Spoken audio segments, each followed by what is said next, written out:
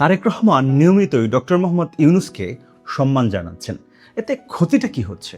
বরং এই সম্মান দেখিয়ে তারেক রহমান প্রশংসা পাচ্ছেন, সেটা তো আমরা দেখতে পাচ্ছি। গতকালকের ঘটনা নিয়ে সামাজিক যোগাযোগ মাধ্যমে অনেকেই অনেক কিছুই লিখছেন, পজিটিভ কথাই তো বেশি পেলাম। তাই কিছু কথা বলে যাই আমিও। যারা এখনও বিষয়টি বুঝতে পারেননি তাদের একটু খেয়াল করতে বলি। মির্জা ফখরুল ইসলাম আলমগীরের শপথ অনুষ্ঠানে আমন্ত্রিত অতিথি ছিলেন প্রায় ১২০০ জন।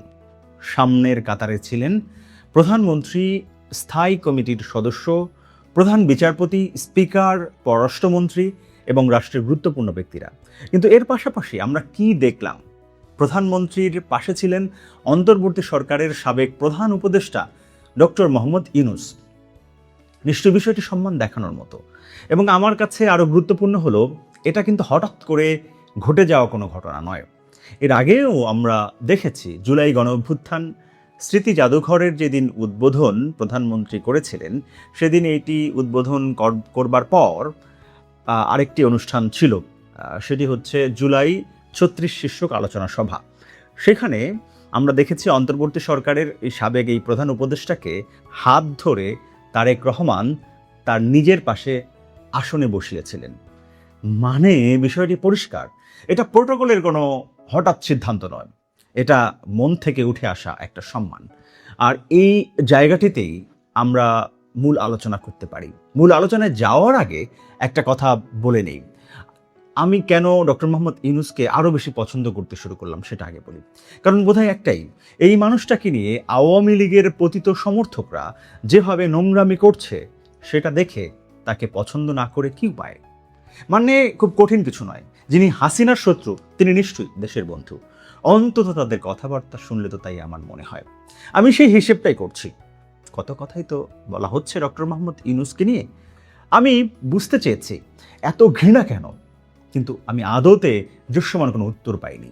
ওনারা যা বলেন আর কি, ইউনূস নাকি সব নাটের গুরু। আচ্ছা, যদি তাই হয় তাহলে তো তাকে আরও বেশি সম্মান করতে হয়। যাই হোক, এবার মূল কথায় আসি। জিয়া পরিবারকে ইউনূস সরকার বা ইউনূস কি কম দিয়েছে? বরং আমরা দেখেছি বেশ আন্তরিকতা নিয়ে খালেদা জিয়াকে তার যখন অসুস্থ ছিলেন চিকিৎসা করিয়েছেন, নিরাপত্তার ব্যবস্থা নিয়েছেন। বেগম খালেদা জিয়ার মৃত্যুর পরেও আমরা সেই আন্তরিকতা দেখেছি। তার আগে লন্ডনে তারেক রহমানের সঙ্গে ডক্টর মোহাম্মদ ইউনূসের উষ্ণ সম্পর্ক আমরা দেখেছি। এমনকি তারেক রহমানকে দেয়া কথা অনুযায়ী নির্বাচন একটা যৌক্তিক সময়ের মধ্যে আয়োজন করেছিলেন ডক্টর মোহাম্মদ ইউনূস। তাহলে ৫ আগস্টের পর জিয়া পরিবারের জন্য যে বিষয়গুলো রাষ্ট্রীয়ভাবে প্রয়োজন ছিল সেগুলো ব্যবস্থা করার ক্ষেত্রে ইউনূস সরকার কি কি করেছে সেটাও আমাদের হিসেবের মধ্যে রাখতে হবে। এবার তো তারেক রহমানের দেয়ার পালা, তিনি সেই সম্মানটা দিচ্ছেন, স্বাভাবিকভাবেই দিচ্ছেন। এবং আমার কাছে এটাকে কোনো দুর্বলতা মনে হয় না, বরং রাজনৈতিক পরিপক্কতাই মনে হয়। কিন্তু অদ্ভুত একটা বিষয় কি আমরা লক্ষ্য করিনি, ইউনূসকে যারা অপছন্দ করেন সেই তালিকায় বিএনপির কিছু নেতাকর্মীও আছেন। কিন্তু কেন? এর উত্তর ঠিক আমার জানা নেই। প্রফেসর ইউনূসের বিরুদ্ধে কথা বলা যাবে না এমন তো নয়, সমালোচনাও করা যাবে অবশ্যই। কিন্তু আমরা যেটা দেখেছি সেটা সেই সমালোচনার একটা অংশ মনে হয় শেখ হাসিনার সময়কার রাজনৈতিক অভিযোগের মধ্যে শোনায়। প্রমাণের চেয়ে অভিযোগ বেশি, যুক্তির চেয়ে এক পেশে বক্তব্যই বেশি। এখন দলের প্রধান যখন প্রকাশ্যেই একজন মানুষকে সম্মান দিচ্ছেন, তখন দলীয় নেতাকর্মীদেরও বিষয়টি ভেবে দেখা উচিত বলেই মনে করি। কারণ রাজনীতিতে সবসময় ব্যক্তিগত পছন্দ অপছন্দ দিয়ে বিচার করলে হয় না। রাষ্ট্রের প্রয়োজনে গতকালকের প্রতিপক্ষ আজকের সহযোগী হতে পারে, আবার ব্যক্তিগত সম্পর্ক ভালো হলেও রাষ্ট্রীয় স্বার্থে তাকে দূরে রাখা যেতে পারে। তারেক রহমান সম্ভবত সেই জায়গাটাতেই বুঝতে চাইছেন।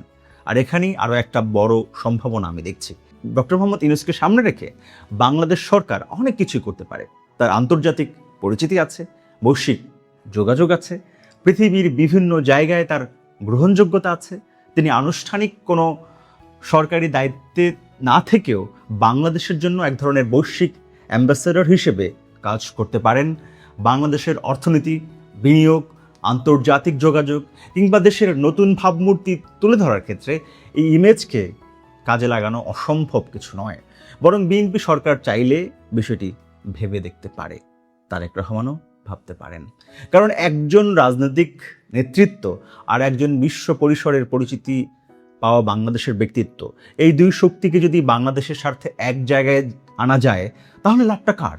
বিএনপির নয়, তারেক রহমানের নয়, ইউনূসেরও নয়, লাভটা বাংলাদেশের। আর সে কারণেই তারেক রহমান যখন ডক্টর মোহাম্মদ ইউনূসকে সম্মান দেখান, তখন আমার প্রশ্নটা বরং উল্টো, ক্ষতিটা কোথায়? মানুষ যদি দেশের জন্য কাজে লাগে, তাকে সম্মান করতে সমস্যাটা কোথায়?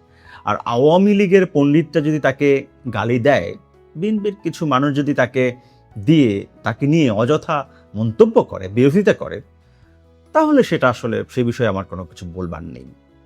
সব কিছু মিলিয়ে আমার কথা হচ্ছে যে একজন ব্যক্তির আন্তর্জাতিক ইমেজ আছে, সেটিকে বাংলাদেশ কাজে লাগানোর সুযোগ তৈরি করতে পারে।